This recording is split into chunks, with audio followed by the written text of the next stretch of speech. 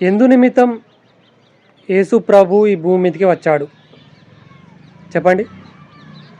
ఆయన ఎందుకు ఈ భూమి మీదకి వచ్చాడు అని మనం చూసినట్లయితే కొన్ని ప్రధానమైన అంశాలు ఉన్నాయి. అందులో ఇప్పుడు మనం ఒక అంశాన్ని చూసినట్లయితే ఆయన దేవుని రాజ్య సువార్తను ప్రకటించడం కోసం ఈ భూమి మీదకి వచ్చాడు. అంతేనా? Yes, right. ఎందుకంటే ఆయనకంటే ఒక జీవిత లక్ష్యం ఉంది, ఆయనకంటే ఒక సెన్స్ ఆఫ్ పర్పస్ ఉంది. ఆయన ఒక లక్ష్యంతోనే పుట్టాడు, ఒక లక్ష్యంతోనే బ్రతికాడు, చివరికి ఒక లక్ష్యంతోనే మరణించాడు.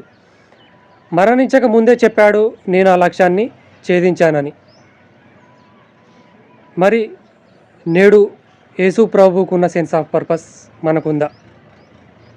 మనం ఊరకే మన పక్కోళ్ళు ఏదైతే నేను కూడా అదే అవుతానని చెప్పడం కాదు సెన్స్ ఆఫ్ పర్పస్ అంటే. That is not a sense of purpose. Sense of purpose అంటే ఒక జీవిత లక్ష్యం అంటూ మనకు ఒకటి ఉండాలి. ప్రభువైన యేసుక్రీస్తు వారిని చూస్తే మనకే అర్థమవుతుంది. ఎందుకంటే ఆయన పరలోకపు తండ్రి మాటకు లోబడ్డాడు, తూచా తప్పకుండా తన తండ్రి మాటకు విధేయత చూపాడు. ఎంతలా విధేయత చూపాడంటే ఫిలిప్పీ పత్రికలో రాయబడింది, శిలువ మరణం పొందినంతగా విధేయత చూపాడంట.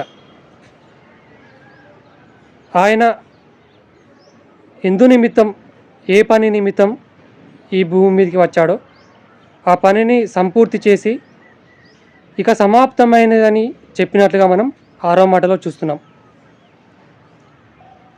నేడు మన ప్రశ్న ఏంటంటే, దేవుడు మనకు అప్పగించిన పనిని సంపూర్తి చేస్తున్నామా లేదా మధ్యలోనే ఆపేస్తున్నామా?